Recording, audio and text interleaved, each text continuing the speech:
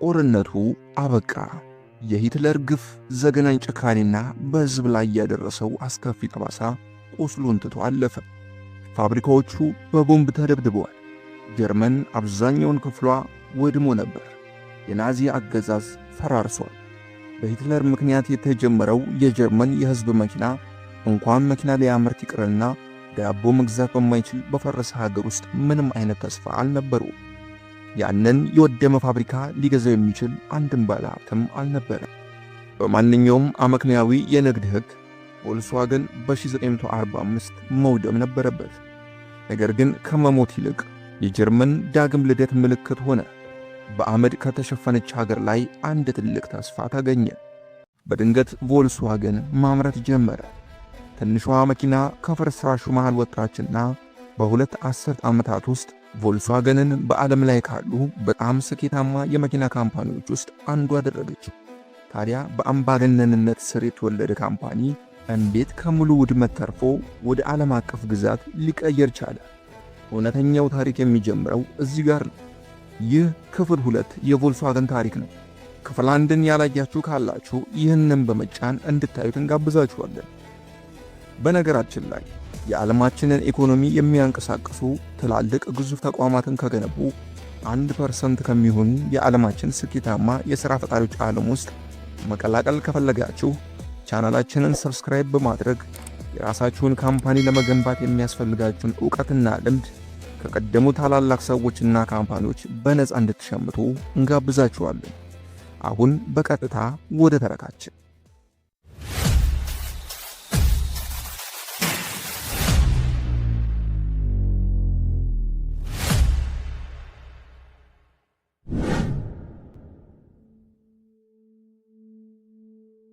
ከጦርነቱ በኋላ ጀርመን በፍርስራሽ የተሞላች በተባበሩት መንግስታትና በሶቪየት ዩኒየን ወታደሮች የተወረረች ሀገር ሆነች። የአገሮቹ ኃይልና የሶቪየት ኅብረት ሙሉ ጀርመንን ተቆጣጠሩ። እናም የመጀመሪያ ሥራቸው የነበረው ጀርመንን እንዴት መልሶ ማቋቋምና ወደ ዓለም የኢኮኖሚ ሥርዓት ማምጣት እንደሚቻል እንደ ሀገር ራሷን እንድትችልና ዜጎቿን ወደ ቀደመ የአኗኗር ሥርዓት ለመመለስ መንገድ መፈለግ ነበር። ታዲያ በዚህ ወቅት ከናዚ ጋር ጥብቅ ቁርኝነት ያላቸውን ፋብሪካዎችም ሆነ ከተሞችን ከናዚ አስተሳሰብና አመለካከት ጋር የማላቀቅ አካሄድም እየተሰራ ነበር። ከነዚህ መሃል አንዱ ደግሞ የኬዴፍ ከተማ ሲሆን ከናዚ ውድቀት በኋላ ስያሜውን በመቀየር አሜሪካኖቹ ቮልፍስበርግ ተብሎ እንዲጠራ አድርጓል። እንዲሁም ከጊዜያቶች በኋላ የኬዴፍ ዋገን መኪናም ስያሜ ቮልስዋገን ቢትል በመባል ይጠራ ጀመረ። ከባድ የቦምብ ድብደባ የደረሰበት ፋብሪካውም የብሪቲሽ ጦር እንዲያስተዳድረው ተደረገ። ነገር ግን የብሪቲሽ ጦር መሪዎች ፋብሪካው ናዚን የሚያስታውስና የናዚን ሥራ ሲያስፈጽም የነበረ ለጦር መሳሪያ ግንባታ የዋለ በመሆኑ እንዲፈርስ፣ እንዲጠፋና እንዲወድም ይፈልጋሉ። ስለዚህ የ28 ዓመቱን እንግሊዛዊ መኮንን ሜጀር ኢቫን ሂርስት የተቀሩትን ማሽነሪዎችና የተለያዩ ንብረቶችን የሚሸጡትን እንዲሸጥ፣ የሚጠፋውን ደግሞ እንዲያጠፋ፣ መፍረስ ያለበትን እንዲያፈርስና ቀጥሎ ምን መደረግ እንዳለበት እንዲወስን ተመደበ። ኢቫን የብሪቲሽ ጦር መኮንንና ኢንጂነር በመሆኑ ለዚህ ሥራ ትክክለኛው ሰው ነበር። ኢቫን ከቮልስዋገን መፈራረስ በኋላ የቀረውንና የተረፈውን እየዞረ በሚጎበኝበት ጊዜ ቮልስዋገንን ለማትረፍና መልሶ ለማቋቋም በጣም ውስብስብ እንደሆነና መጪው ጊዜ ፈታኝ እንደሚሆን ተረዳ። ስለዚህ ፋብሪካው እንዲወድም እሱም ደመደመ። ምክንያቱም የፋብሪካው ጣራ 2/3 ያህል ወድሟል። እንዲሁም በወለሎቹ ላይ ትላልቅ የቦምብ ጉድጓዶች የነበሩ ሲሆን አብዛኛውን የፋብሪካው ማሽነሪዎችም ከፍተኛ ጉዳት ደርሶባቸዋል። በአንድ ወቅት ብዙ ሰራተኞችን ይዞ ያስተዳደር የነበረው ፋብሪካ አሁን ግን ከሞላ ጎደል ፈራርሷል። ምድረ በዳ የነበረውን አካባቢ ወደ ግዙፍ ከተማነት የቀየረው የቮልስዋገን ፋብሪካ በዙሪያው ለብዙ አባወራዎች የሕይወት መሠረት ሆኖ ሲያገለግል ቆይቶ ነበር። አሁን ግን ነዋሪዎቹን በትኖ ለራሱም ዕጣ ክፍሉ ያልታወቀለት መስቀልቀሉ የወጣ አካባቢ ሆኗል። ይህም ብዙ ነዋሪዎችን ለሥራ አጥነት፣ ለረሃብና ለቤት እጦት ዳርጓቸዋል።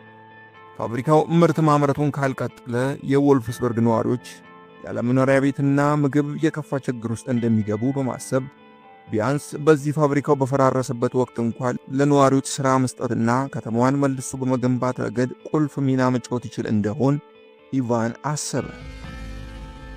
ስለዚህ ቢያንስ ለጊዜውም ቢሆን ለተወሰኑ የወልፍስበርግ ነዋሪዎች የሥራ ዕድል በመስጠት መስቀልቀል ያለውን ፋብሪካ ንብረቶችን ለመለየት ነዋሪዎቹን ይዞ ማስተካከልና ማጸዳዳት ጀመረ። በዚህ መሃል ታዲያ የቮልክስዋገንን ፋብሪካ በሕይወት እስከ ዛሬ እንዲቆይ ያደረገ አንድ አጋጣሚ ተፈጠረ። እንደ ዕድል ሆኖ ፋብሪካው ከፍተኛ የቦምብ ድብደባ በደረሰበት ወቅት በተአምራዊ ሁኔታ ምንም አይነት ጉዳት ሳይደርስባት በሕይወት መትረፍ የቻለች አንድ የቮልክስዋገን ቢትልስ ወይም የኬዴፍ ዋገን መኪና ምንም ሳትሆን ተገኘች። ሂሪስት በጣም ተገረመ። በዚያ ከፍተኛ ውድመት በደረሰበት ቦታ ላይ ምንም ሳትሆን መትረፍ መቻሏ አስደነቀ። ቢያንስ አሁን ፋብሪካውን ለማትረፍ ትንሽ ተስፋ እንዳለ ተገነዘበ። ስለዚህ ቮልክስዋገንን መልሶ ወደ ምርት ለማስገባት የሚቻልበትን መንገድ በመፍጠር በጦርነቱ ወቅት አብዛኛውን የብሪቲሽ የጦር ተሽከርካሪዎች ተጎድተው ስለነበር በዋነኝነት ለብሪታንያ የጦር ኃይል መጓጓዣ ሊሆን የሚችሉ መኪናዎችን ማምረት እንዲችልና የከተማው ነዋሪዎች ሥራ በማጣትና በረሃብ እየተሰቃዩ ስለሆነ ለብዙዎቹ ከፍተኛ የሥራ ዕድል ስለሚፈጠር ብሎም የመኪናው አቅም በአውሮፓ ገበያ ላይ ከፍተኛ ተጽዕኖ ይፈጥራል ብሎ በማሰብ አብዛኛውን ጉዳት የደረሰባቸው የማምረቻ ማሽነሪዎች ተገቢውን ጥገናና እድሳት ከተደረገላቸው አሁንም ጥቅም ላይ ሊውሉ እንደሚችሉ ለአለቆቹ አብራርቶ ገለጸላቸው። ነገር ግን አብዛኛውን የብሪቲሽ የጦር ኃላፊዎች ቮልክስዋገንን የማስተዳደር ፍላጎት እንደሌላቸው እንዲሁም ፋብሪካው ክፉኛ ጉዳት የደረሰበት በመሆኑ መልሶ ለማቋቋም ከፍተኛ ኢንቨስትመንት ስለሚፈልግ ቢሸጥ ይሻላል ሲሉ ሐሳባቸውን ገለጹለት። የብሪቲሽ ኃላፊዎች ኢቫን ቮልክስዋገንን ለጀርመን የመኪና አምራች ድርጅቶች የግዢ ጥያቄ እንዲያቀርብና እንዲሸጥም አዘዙት። ነገር ግን አብዛኛዎቹ ድርጅቶች በጦርነቱ ምክንያት ብዙ ጉዳትን ስላስተናገዱ መግዛት የሚችሉበት አቅም ወይም በቂ ካፒታል እንደሌላቸው ገለጹ። ምን እንደሚያደርጉት ግራ የገባቸው የብሪታንያ አመራሮችም የመሸጡ ሐሳብ እንደማይሆን ሲረዱ ሂሪስትን የሆነ መፍትሄ እንዲፈልግ አዘዙት። በዚህ ሰዓት ታዲያ ሂሪስት አንድ ነገር አደረገ። በጦርነቱ ወቅት ብዙ የጦር ተሽከርካሪዎቿን በጉዳት ያጣችውን የሀገሩን የብሪታንያን ችግር ለመቅረፍ የተረፈችውን የኬዴፍ ዋገን መኪናን የብሪታንያ የጦር ተሽከርካሪዎችን አይነት ቀለም ቀብቶ ወደ ዋናው የብሪታንያ ጦር መስሪያ ቤት ላካት። በሚያስገርም ሁኔታ ሁሉም በሚባል ደረጃ ከፍተኛ መኮንኖች ወደዷት። ሂሪስት ያልጠበቁትን ነገር አሳያቸው። እዚያም ሐሳባቸውን በመቀየር ከጦርነቱ በኋላ አውሮፓ የሚያስፈልጋትን አይነት ጊዜውን የሚመጠን በቀላሉ ለመጠገን የሚመች ቀልጣፋና ቀላል የሆነ ነገር በዚች ትንሽ የጀርመን መኪና ውስጥ አይተናል ሲሉ አስተያየታቸውን ሰጡ። ብዙም ሳይቆይ ታዲያ ፋብሪካውን መልሶ እንዲያቋቁምና 20,000 ተሽከርካሪዎችን እንዲሰራላቸው አዘዙት። ስለዚህ የብሪታንያ አመራሮች ፋብሪካው መልሶ እንዲገነባና ወደ ምርት እንዲገባ ፈቃድ ሰጡ።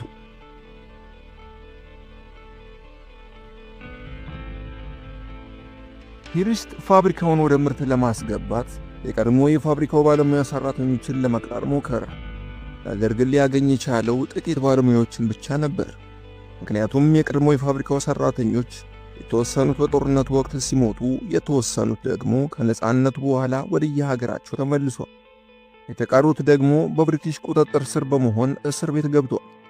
ስለዚህ ያሉትን ባለሙያዎችንና የጉልበት ሰራተኞችን በመቅጠር መጠለያ፣ ምግብና ደሞዝ እንዲያገኙ በማድረግ የሰው ኃይሉን እንደ አዲስ አደራጅቶ ወደ ሥራ ዘመቻ ገባ። የፋብሪካውን ፍርስራሽ ካጸዱ በኋላ የተበላሹ ነገር ግን ያልተጎዱ ማሽነሪዎችን ከጠገኑና ከለዩ በኋላ ቮልክስዋገንን በፍጥነት በሰው ኃይል ለማምረት የሚያስችለውን የአሴምብሊ ላይኑን አደራጅተው ለማምረት አመቺ አደረጉት። በ1945 ታኅሳስ ወር ላይ ከወራቶች በኋላ የመጀመሪያውን ዙር 55 ቮልክስዋገን ቢትልስን በማምረት ፋብሪካው በይፋ ሥራውን ጀመረ። መኪናዎቹም ወዲያውኑ ለብሪቲሽ ጦርና ለፖስታ አገልግሎት ጥቅም ላይ ዋሉ። በውጤቱም የቮልፍስበርግ ነዋሪ መነቃቃትን አሳየ። ከተማዋም በድጋሚ መንሰራራት ጀመረች። በሚያዝያ ወር በ1947 ቤንፖል የተባለ የደች ኢምፖርተር ቮልፍስበርግን ለመጎብኘት መጣ። የጦር መኮንን ወይም መሐንዲስ አልነበረም። ከኔዘርላንድስ የመጣ የቮልክስዋገን አስመጪ ነበር። ቢትልስን በሀገሩ እንደገና ለመሸጥ ሊገዛ ነበር አመጣጡ። በዚህ ጊዜ ታዲያ ፋብሪካውን እየተዘዋወረ በሚጎበኙበት ጊዜ አንድ ነገር አስተዋለ። ሰራተኞቹ ከአሮጌ የቢትልስ መኪና ቻንሲ የተሰራ እስካሁን ያልታየ በሞተር የሚንቀሳቀስ የቤት ውስጥ ጠፍጣፋ ጋሪዎችን ወይም ሰረገላዎችን በመስራት የተለያዩ ዕቃዎችን ሲያጓጉዙ ተመለከተ። ሆን ቆሞ እያየ ሳለ አንድ ነገር አእምሮን ወጥሮ ያዘው። ከዚያም ማስታወሻ ደብተሩን አወጣና በቢትል ቻንሲ ላይ የተገነባ የሳጥን ቅርጽ ያለው ተሽከርካሪ ንድፍ ሠራ። በወረቀቱም ላይ ትራንስፖርተር የሚል አንድ ቃል ብቻ ጻፈ። ያ እንደ ቀልድ ጫር ጫር የተደረገ ቀላል ንድፍ በኋላ ላይ በታሪክ ውስጥ ካሉት በጣም ታዋቂ ከሆኑት የቮልክስዋገን ተሽከርካሪዎች ውስጥ አንዱ ንድፍ ሆነ። ነገር ግን በዚያን ጊዜ ፋብሪካውን በመገንባት ላይ ሁሉም ተጠምዶ ስለነበር የቮልክስዋገን ሁኔታ ለአዲስ ነገር ዝግጁ አልነበረምና የእሱን ሐሳብ ቦታ የሰጠው አንድም ሰው አልነበረም። ኢቫን ሂሪስት ግን ሐሳቡን እንደወደደው ገለጸለት። ሆኖም የፋብሪካው የምርት ግብአቶች ውስን ስለነበሩ ንድፉ ትክክለኛውን ጊዜና ትክክለኛውን መሪ እስኪያገኝ ድረስ በሳጥን ውስጥ ተዘግቶ ተቀመጠ። በዚህ ጊዜ የብሪቲሽ አመራሮች በድንገት ሐሳባቸውን በመቀየር ፋብሪካውን ለአሜሪካ ወይም ለእንግሊዝ የመኪና አምራቾች ቢሸጥስ የሚል ሐሳብ ለሂሪስት አቀረቡለት። ምክንያቱም ወደፊት ፋብሪካው ሊያስወጣቸው የሚችሉን ወጪና አንዳንድ ነገሮችን ፍራቻ የሐሳብ ለውጥ አደረጉ። የመሸጡን ተልእኮ የተቀበለው ኢቫን ሂሪስትም የአሜሪካና የእንግሊዝ የመኪና አምራቾች የሆኑትን እነ ፎርድ፣ ኦፔልና ጀነራል ሞተርስ ጂኤምን ጠየቀ። ነገር ግን ቢትልስ የእነሱ የቴክኒክ መስፈርቶችን አታሟላም። በዚያ ላይ ማራኪም አይደለችም። ለንግድም ቢሆን የተዋጣ አይነት መኪና አይደለችም። እንዲሁም በጦርነቱ ምክንያት በአውሮፓ የመኪና ፍላጎት ስለቀነሰ የቢትልስ መኪና የገበያ ተፈላጊነት የላትም በሚል ምክንያት በዚህ ላይ ፋብሪካውን ወደ ሙሉ የምርት ስርዓት ለማምጣት ከፍተኛ ኢንቨስትመንት ስለሚጠይቅ ብለው ጥያቄውን ውድቅ አደረጉት። በዚህ ሰዓት ታዲያ ግራ የገባቸው የብሪቲሽ አመራሮች ፋብሪካው ይዘጋ አሊያም ማሽነሪዎቹ በመርከብ ተጭነው ወደ እንግሊዝ ይምጡና በእንግሊዝ ስር በባለቤትነት የሚያስፈልገውን ካፒታል በማውጣት ይገነባል ሲሉ ሐሳባቸውን ለሂሪስት ዳግም ገለጹ። ሂሪስት ግን ማሽነሪዎቹን ወደ እንግሊዝ ማምጣት ሳይጠበቅብን በርካሽ ኢንቨስትመንት ለጦር ኃይሉና ለሲቪሊያኖች ማምረት እንደሚችሉ ተጨቃጭቆ አሳመናቸው። ምንም እንኳን ሂደቱ በጣም ቀርፋፋ ቢሆንም ቢያንስ ግን ብዙ አባወራዎች ሥራ እንዲያገኙና የቮልክስዋገን ፋብሪካ ወደ ሥራ እንዲገባ ማድረግ ተችሏል። ነገር ግን የብሪቲሽ ጦር ያዘዘውን 20,000 መኪና ለማምረት ከፍተኛ የባለሙያና የሰው ኃይል አስፈለገ። በወቅቱ ደግሞ አብዛኛውን በሚባሉ ሁኔታ በፋብሪካው ውስጥ ይሰሩ የነበሩ ችሎታና አቅም የነበራቸው ባለሙያዎች አልነበሩ። ስለዚህ ፋብሪካው ከፍተኛ የሆነ የሰለጠነ የመሐንዲሶችና የባለሙያዎች እጥረት አጋጠመው። ከጦርነቱ አስቀድሞ ፋብሪካውን በፊት አውራሪነት ሲያንቀሳቀሱ የነበሩት እንደ ፈርዲናንድ ፖርሽ ያሉ ባለሙያዎችን ጨምሮ ብዙ ሱፐርቫይዘሮችና ዲዛይነሮች ከናዚ ጋር በነበራቸው ግንኙነት ምክንያት በብሪታንያ ጦር ስር ታስረዋል። ስለዚህ ሂሪስት በእስር ላይ የሚገኙ አንዳንድ ዕውቅ መሐንዲሶችና ባለሙያዎች በፋብሪካው ውስጥ እንዲሰሩ እንዲፈቱ ከብሪቲሽ አመራሮች ጋር ተደራድሮ በመስማማት በከፍተኛ የሰው ኃይል ፋብሪካውን ወደ ፈጣን የምርት ማምረት ሂደት ውስጥ አስገባ። ከዛም በ1946 ቮልክስዋገን በወር የማምረት አቅሙን ወደ 1000 ከፍ አደረገ። ይህም ለብሪቲሾችም ሆነ ለሂሪስት ትልቅ የምስራች ነበር። ከጦርነቱ በኋላ እንደገና ከጀመሩ የመጀመሪያዎቹ የጀርመን አውቶሞቢሎች ውስጥም አንዱ ሆነ። ነገር ግን በዚህ እየጦፈ በመጣ የምርት ማምረት ወቅት ከፍተኛ የሆነ የግብዓት እጥረት ኢቫን ገጠመ። የጀርመን የኢንዱስትሪያል ኢኮኖሚ በጦርነቱ ምክንያት በከፍተኛ ሁኔታ ተጎድቶ ስለነበር እንደ መስታወት፣ ብረታ ብረትና የመኪና ባትሪ ያሉ ግብዓቶችን ማግኘት በጣም አስቸጋሪ ሆነ። ስለዚህ ኢቫን እንደለመደው ወደ ከፍተኛ የብሪታንያ የጦር ኃላፊዎች ጋር በመሄድ ስለ ጉዳዩ ተማከረ። በኋላም ጥሩ የቁሳቁስ አቅርቦትን ለማግኘት ኢቫን ቋሚ የሆነ መጠን ያለው ብረታ ብረት፣ መስታወትና ሌሎች ቁሳቁሶችን ከሚሰጡት ከብረቱ ኃይሎች ጋር ስምምነት ፈጠረና በሽርክና በ1946 መጨረሻ ላይ ፋብሪካው ሙሉ በሙሉ ያለምንም ገደብና ችግር በወጥነት ማምረት ጀመረ። በመጀመሪያው ዓመት ምርታቸውም 10,000 የሚሆኑ የቮልክስዋገን ቢትልስ መኪናዎችን ማውጣት ቻሉ። ይህም ከቮልክስዋገን የፍርስራሽ አመድ ላይ የሚነሳ ተስፋ ሰጪ ትንሽ ተአምር ተባለ። ከዚህም በኋላ ምርቱ በሂደት ቁጥሩ እየጨመረ መጣ። በዚህ ጊዜ ላይ ታዲያ ሂሪስት ከናዚ ጋር ጥብቅ ቁርኝነት የነበረውን የቮልክስዋገንን የቀድሞውን ሎጎ፣ የካምፓኒን መልክ ያደበዝዛል። እንዲሁም አሁንም ከናዚ ጋር ቁርኝነት ያለው ስለሚመስል የነበረውን አርማ ትቶ በአዲስ መልክ ቀየረው። በ1937 የናዚ መንግሥት የኬዲፍ ዋገንን ፋብሪካ ሲያቋቁሙ ይወክልልናል ብለው የተጠቀሙት ሎጎ ወይም አርማ የነበረው በጀርመን የሰራተኞች ግንባር የማርሽ ምልክት የተከበበ VW በዙሪያው የናዚ መገለጫ የሆነው ታዋቂው የስዋስቲካ ምልክት ያለው የነበረ ሲሆን በኋላም በ1939 ማለትም ጦርነቱ የተጀመረ ሰሞን አርማውን በማሻሻል የስዋስቲካውን ምልክት በማንሳት በእሱ ፋንታ በጀርመን የሰራተኞች ግንባር የማርሽ ምልክት የተከበበውን VW ብቻ በማድረግ ቀለል ያለ ለማድረግ ሞክሯል። በኋላ የናዚ መንግስት ከወደቀና የህብረቱ ኃይል ጀርመንን ከተቆጣጠረ በኋላ ኢቫን ሂሪስት በ1946 ላይ ፋብሪካውን መልሶ ካቋቋመ በኋላ አርማውን ከናዚ አስተሳሰብና የርዕዮተ ዓለም አመለካከት ጋር ለማራቅ ሲል VW እንዳለች በዙሪያው ያለውን የጀርመን የሰራተኞች ግንባር የማርሽ ምልክትን በማንሳት ምንም ነገር የሌለው ንጹህ ክብ ብቻ በማድረግ ለአዲሱ ጀርመን አዲስ አርማን አስተዋወቀ። በ1946 መሃል ዓመት ላይ ቮልክስዋገን ከነበረበት ውድቀት ማገገም ሲጀምር ሜጀር ኢቫን ሂሪስት ለእንግሊዝ ጦር የታዘዘውን 20,000 VW ታይፕ 1 ወይም የቢትልስ መኪና ኮታን ሰርቶ አጠናቀቀ። ከዚህ በኋላ ሂሪስት ለመጀመሪያ ጊዜ ከጦርነቱ በኋላ የጀርመንን ኢኮኖሚ ያንቀሳቀሰ በሀገሪቱ ዙሪያና በመላው አውሮፓ ስኬታማ የሆነ የመኪና ማከፋፈያ ኔትወርክ በማቋቋም የቮልክስዋገን ቢትልስ መኪናን እያመረተ ኤክስፖርት ማድረግ ጀመረ። በዚህ ሰዓት ታዲያ የብሪታንያ ባለስልጣናት የመኪናውን አቅም አይተው ቮልክስዋገንን በመጀመሪያ ወደ ኔዘርላንድ ከዚያም በመላው አውሮፓ በመጨረሻም ወደ እንግሊዝ መላክ እንዲጀምር አዘዙት። ይህም ከእንግሊዝ ውጭ በሚደረጉት የኤክስፖርት ሽያጭ ተጠቃሚ ለመሆን የታሰበ ነበር። በኢቫን መሪነት ፋብሪካው እንደገና ነፍስ ሰራና በህይወት በሁለት እግሩ ለመቆም ቻለ። ቮልክስዋገን ታይፕ 1 ወይም ቮልክስዋገን ቢትልስ መኪናም የጀርመን የአዲስ ዘመን ትንሣኤ ምልክት ሆነች። ከዚህ በኋላ የጀርመን ኢኮኖሚ ከፍተኛ የሆነ መሻሻል በማሳየት በትልቅ የለውጥ አብዮት ውስጥ ማለፍ ጀመረ። ፋብሪካውም ስኬታማ የሆነ ምርታማነትን እያሳየ መጣ። እንዲሁም የጀርመን የኢንዱስትሪያል ኢኮኖሚ ሙሉ በሙሉ በሚባል ደረጃ ራሱን መቻል ጀመረ። ስለዚህ ከአሁን በኋላ የብሪቲሽ ጦር ቮልክስዋገንን የሚያስተዳድርበት ጊዜ አበቃና ጀርመን በራሷ ዜጋና በራሷ መንግስት ማስተዳደር ያለባት ወቅት ደረሰ።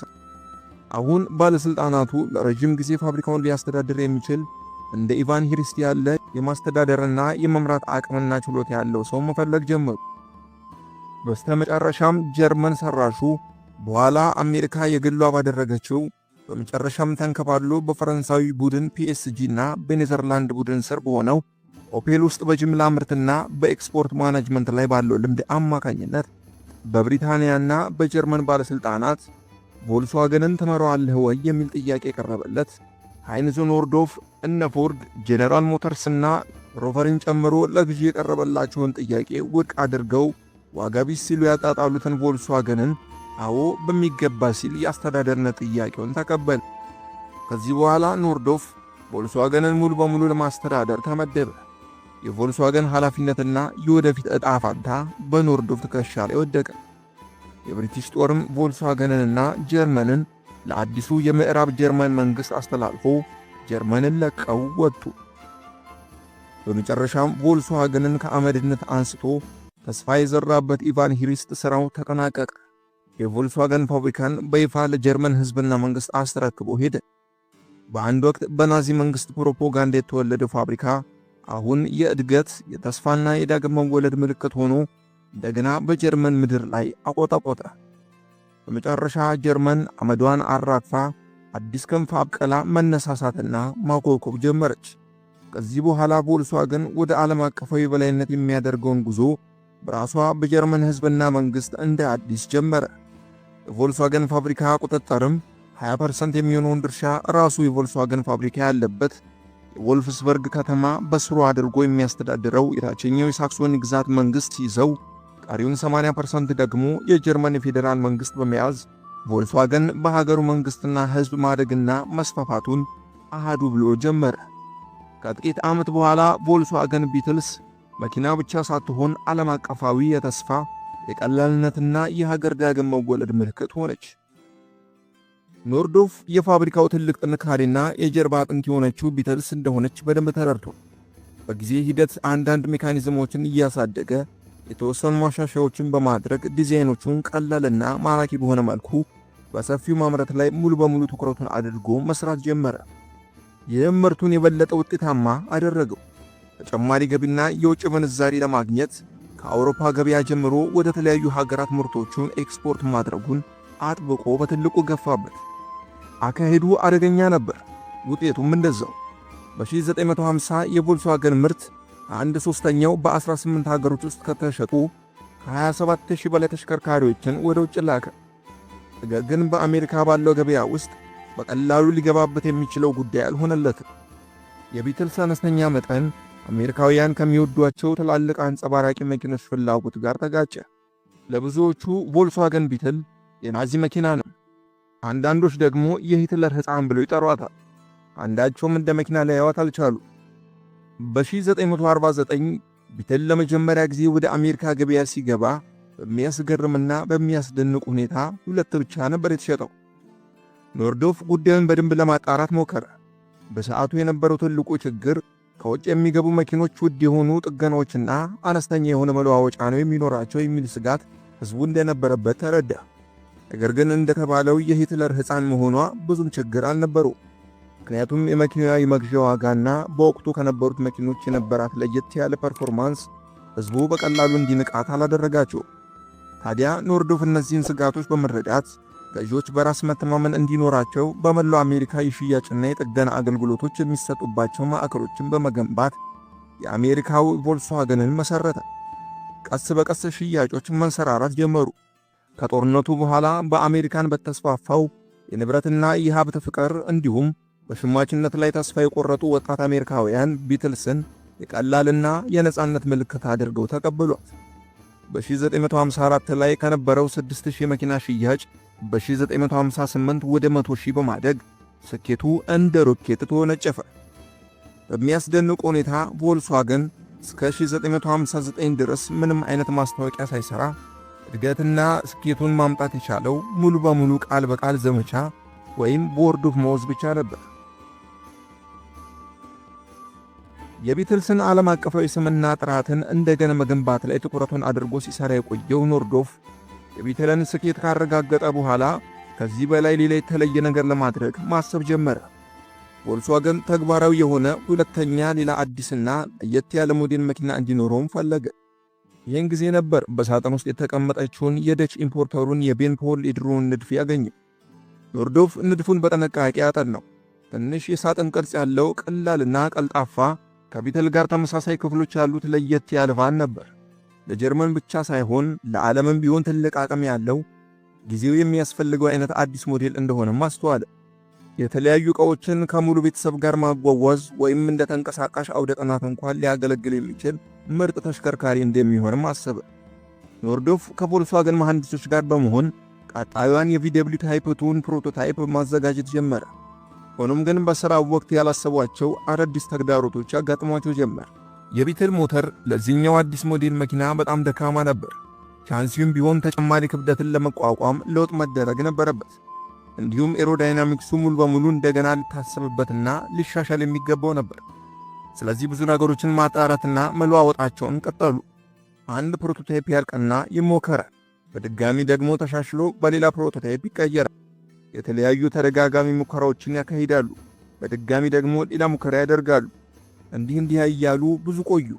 በመጨረሻም በህዳር ወር በ1949 የመጀመሪያውን የቪደብሊው ትራንስፖርተር መኪና ዝግጁ ሆና ለዓለም አዲስ ገጸ በረከት ሆና ቀረበች። በወልፍስበርግ ቀዝቃዛማ የጧት አየር የመጀመሪያዋ ቮልክስዋገን ታይፕ 2 ወይም ቪደብሊው ትራንስፖርተር መኪና ከመገጣጠሚያው ክፍል ቀለም ተቀብታ ዘንጣ ወጣች። የሆነች ሳጥን ነገር ነበር የምትመስለው። ነገር ግን ረጋ ያለች፣ ቀላል፣ በራሷ መንገድ ውብ የሆነች የነጻነት ስሜት የምትፈጥር የራሷ የሆነ አየር ማቀዝቀዣ የኋላ ሞተር ያላት፣ ቀላል ክብደት፣ ዘለቄታዊ ያለው ጠንካራ ቦዲ፣ ለጭነትም ይሁን ለተሳፋሪዎች የሚሆን ሰፊ ቦታና ነጻነት ያለው ምቾት ያላት ተስማሚ አዲስ መኪና። ሄንዝ ኖርዶፍ በመገጣጠሚያው መስመር አጠገብ ተረጋግቶ በኩራት ቆሞ በድል አድራጊነት መንፈስ ይመለከታት ነበር። ይህ ቫን ብቻ ሳይሆን ለቮልክስዋገን አዲስ ጅምር እንደሆነም ያውቅ ነበር። ከዛም ተከታታይ ምርት በመጠኑ ማምረት ተጀመረ። በቀን ውስጥ ጥቂት የተወሰኑ ቫኖችን ከመገጣጠሚያው ክፍል ያወጣሉ። ዝናዋ በአንዴ በፍጥነት በዓለም ዙሪያ ተሰራጨ። የአነስተኛ ንግድ ባለቤቶችም አዲሷን መኪና ወደዷት። ብዙዎች የግላቸው ለማድረግ ተሯሯጡ። ስኬቱ ጉድ አስባለ። የቮልስዋገንን ያለፈ ታሪክና ማንነት የቀየረች ቀላል መኪና፣ ለቤተሰቦችም ተሰባስበው ወደ ፈለጉበት ቦታ ጉዞ ለማድረግ የተመቸች። ታዲያ ብዙም ሳይቆይ በተለይም በ1960ዎቹ የቪደብሊው ትራንስፖርተር መኪና የነጻነት የሰላምና የጀብዱ ምልክት በመሆን በዓለም ዙሪያ በአንዴ የአንድ ወቅት ባህልና ፋሽን ሆነች። በ1950ዎቹ መጨረሻ ላይ ቮልስዋገን ታይፕ 2 ወይም ትራንስፖርተር የተባለው መኪና በመላው ዓለም ኤክስፖርት መደረግ ጀመረ። ከአውሮፓ የማጓጓዣ ቫኖች እስከ ካሊፎርኒያ የሰርፊንግ አውቶቡሶች ድረስ የግለሰባዊነትና የህብረት መንፈስ ያላት ተወዳጅ ምርት ሆነች። በኖርዶፍ አመራር ወቅት የቪደብሊው መለስተኛ አውቶቡሶች ከመጓጓዣ በላይ በመሆን ትልቅ ተጽዕኖ ፈጣሪ ሆነች። ሩቅ ለመሄድ ብዙ ያስፈልጉት ትንሽ ሞተር፣ ጥሩ መንገድና ህልም ብቻ የሚል ቅጽል ተቀኙላት። የቪደብሊው ቫን በሁለት ሰዎች ምክንያት የዓለማችን የአንድ ወቅት ተአምር ሆነ።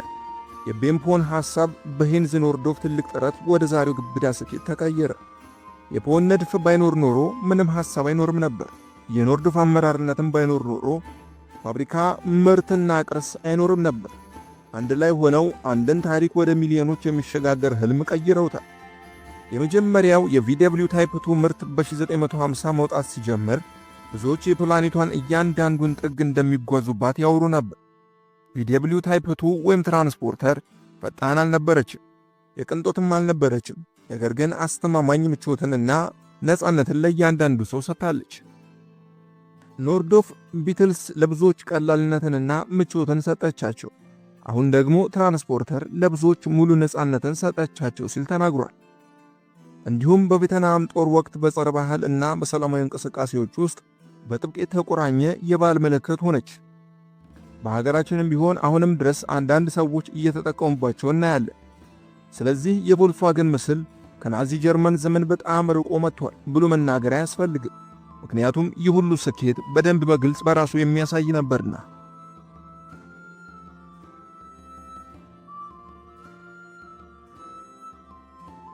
በ1950ዎችና በ1960ዎች ዓመታት ውስጥ ቮልስዋገን ቢትልስ እና ቪደብሊው ትራንስፖርተር ዓለም አቀፍ ተቀባይነትን ያገኙ ተወዳጅ ምርቶች በመሆን ለቮልስዋገን ዓለም አቀፍ ዝናን አስገኝተዋል።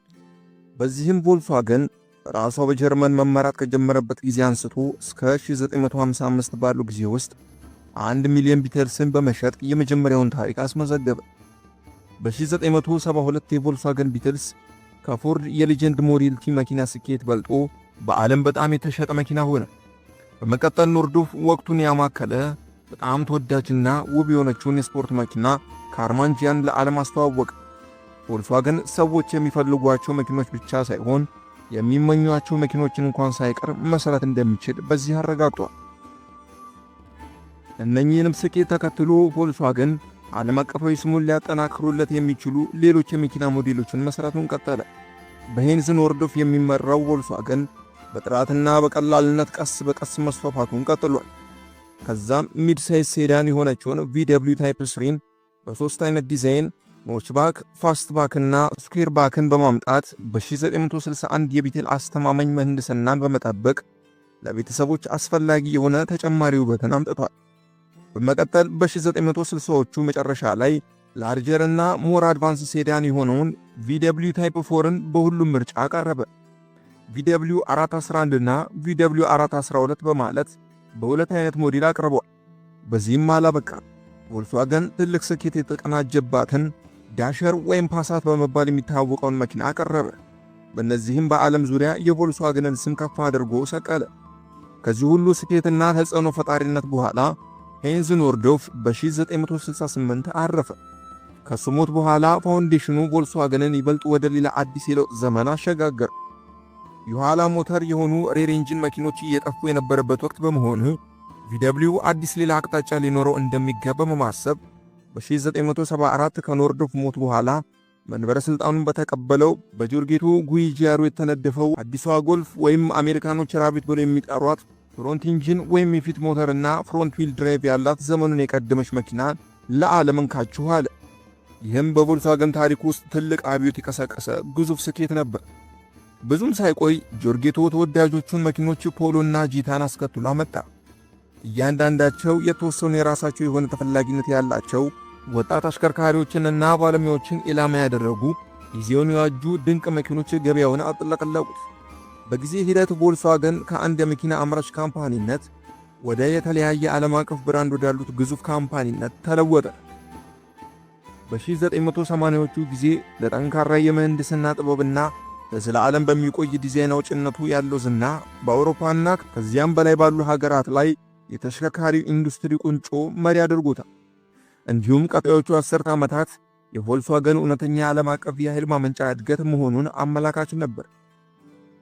ቮልስዋገን በተሳካ ሁኔታ እያደገ በመምጣቱ በተለይም ቢትልስን ወደ ውጭ በመላክ ረገድ ያለ መንግሥት ድጋፍ መኖር እንደሚችል አረጋግጧል።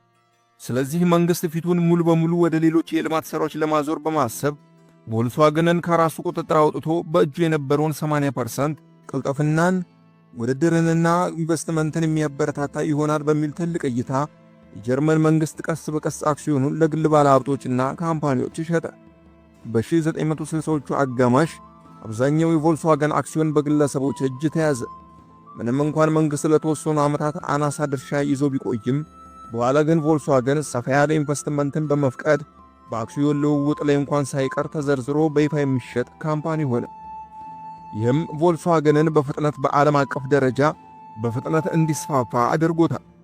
ስለዚህ አሁን ቮልስዋገን ከመንግሥት ቢሮክራሲ ውጭ በመሆን ለገበያው ጥያቄዎች ፈጣን ምላሽ እንዲሰጥ ትልቅ አቅም ፈጠረለት። ቮልስዋገን ሙሉ በሙሉ በመንግሥት ቁጥጥር ስር የነበረውን 80% ድርሻውን ለግል ባለሀብቶች አዘዋውሮ 20% የሚሆነው ድርሻ ደግሞ እንደ ቀድሞ በታችኛው የሳክሶኒ ግዛት መንግሥት ስር በመሆን አዲሱን ምዕራፉን ጀመረ። ከዚህ ጊዜ ጀምሮ ቮልስዋገን ካፒታሉ በእጥፍ ያደገ ግዙፍ ተቋም ስለነበር በዓለም አቀፍ የመኪና ኢንዱስትሪዎች ውስጥ ያለውን ቦታ ከፍ አድርጎ ለማሳየት በመላው አውሮፓ ያሉትን የመኪና አምራች ኢንዱስትሪዎችን እየገዛ ራሱን ማስፋፋት ቀጠለ። በዚህም በ1964 የቮልስዋገን ቡድን አውቶ ዩኒየን በመባል የሚታወቀውን የአውዲ ትልቅ የጀርመን የመኪና አምራች ካምፓኒን ጠቅልሎ በመግዛት በስሩ አደረገ። ቀጠልና በ1986 በስፔን የመኪና አምራች በሆነው ሲአት ውስጥ አብላጫውን የአክሲዮን ድርሻ ገዛ።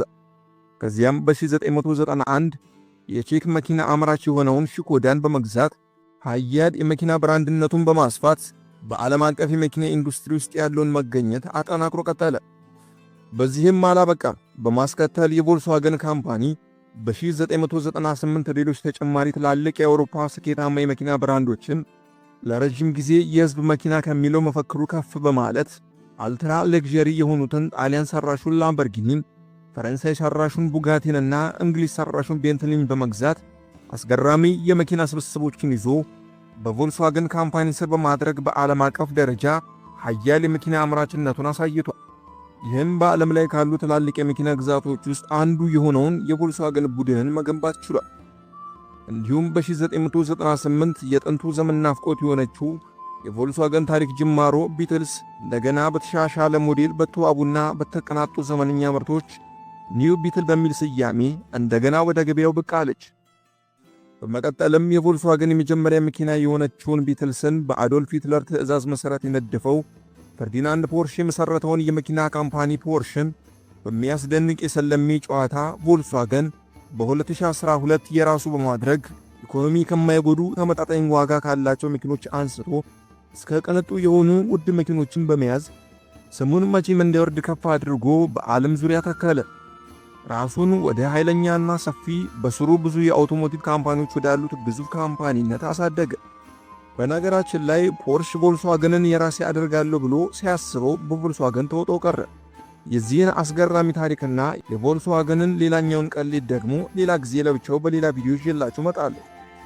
ለማንኛውም ግን በ2010ዎቹ ቮልስዋገን ያጋጠመውን ቅሌቶችና መሰናክሎች ተከትሎ ሊታወቅ የሚችልባቸውን አስገራሚ ቀጣዩን ትውልድ ለመምራት የሚያስችሉ ለውጦችን በማምጣት ተከታታይ ሙሉ በሙሉ የኤሌክትሪክ ተሽከርካሪዎች የሆኑትን እነ VW ID3፣ ID4 እና ሌሎች ሞዴሎችን በመልቀቅ ዓለምን አስገርመዋል። እንዲሁም VW በዝ የተሰኘችውን የቀድሞውን ትራንስፖርተርን በዘመናዊ መልክ ሙሉ በሙሉ የኤሌክትሪክ አድርጎ ዳግመኛ ለገበያ አቅርበዋል። እንዲሁም በቅርብ ዓመታት ውስጥ ቮልስዋገን የተሽከርካሪ ኤሌክትሪፊኬሽን በኃይል እየተከታተለ ለአሜሪካ እንደ VW አትላስ እና ትልቁ ቲጓን ያሉ የበለጠ ተወዳዳሪ SUV መኪናዎችን አዘጋጅቷል። እነዚህ ጥረቶች የምርት ስሙን ከናፍጣ ቅሌት ለማራቅና በዓለም አቀፍ የመኪና ገበያ ውስጥ መሪነቱን ለማስቀጠል ያለሙ ተግባሮች ነበሩ። ዛሬ ላይ ቮልክስዋገን የጽናትና የዝግመተ ለውጥ ዓለም አቀፍ ምልክት ሆኖ ይታያል። በጦርነት ወቅት ወደ ፍርስራሽነት ከተለወጠው ፋብሪካው አንስቶ እስከ በዓለም ላይ ካሉ ትላልቅ የመኪና አምራቾች ውስጥ አንዱ ወደ ሆነው ማንነቱ ያደረገው ጉዞ ዘመናዊ የመኪና ኢንዱስትሪውን ታሪክ የውድቀት የዳግም መወለድና የማያቋርጥ ተደጋጋሚ ፈጠራ አቅምን ያንጸባርቃል። በትንሿና በቀላሏ ቢትልስ የተጀመረው የቮልክስዋገን የሕዝብ መኪና ራዕይ ዛሬ በብዙ ሚሊዮን ስለሚቆጠሩ ማህበረሰቦች በእያንዳንዱ የጎልፍ መኪና፣ ትራንስፖርተር ቫን፣ የአይዲ3፣ የአይዲ4 የኤሌክትሪክ መኪናዎቹ በላምበርጊኒና በቡጋቲ መኪናዎች ውስጥ ዕድሜ ልኩን ሲታወስና ሲታወቅ ይኖራል። ስለዚህ እናንተስ እንደዚህ አይነት ትላልቅ ስኬት ያላቸውን ኢትዮጵያዊ ዓለም አቀፍ የራሳቸውን ብራንድ ለመገንባት አላሰባችሁም? እንደነ ቮልክስዋገን ያለ ስኬት በአንዴና በቀላሉ እንደማይመጣ ግልጽ ነው። ነገር ግን ቀጣይነት ያለው እድገትና ፈጠራ ትልቁን ስኬት እንደሚያመጣው ምንም ጥርጥር የለውም። ስለዚህ የራሳችሁን ካምፓኒ የመክፈት ራዕይ ላነገባችሁ የዘመናችን ወጣቶች እንድትበረታቱልን እያልን ለስኬታችሁ የሚያስፈልጋችሁን አስገራሚና አነቃቂ ታሪኮችን ይዘንላችሁ እንቀርባለን። እናንተም ቻናላችንን ሰብስክራይብ በማድረግ የስኬታችሁ ተባባሪ እንድታደርጉን እንጠይቃለን። በነገራችን ላይ ዕቃዎችን በርካሽ የሚያቀርበውን የዓለማችን ግዙፉ የቢሊዮን ዶላር ሱፐርማርኬት የዎልማርትን የአመሰራረት ታሪክ ብታዩት ብዙ የቢዝነስ ዕውቀቶችን ታገኙበታላችሁ እያልን ቪዲዮውን በስክሪኑ ላይ ያለውን ታምኔል በመጫን እንድታዩት እንጋብዛችኋለን። እኔም እዛው ጠብቃችኋለሁ። እስካሁን አብራችሁን ስለቆያችሁ እናመሰግናለን። አበቃን።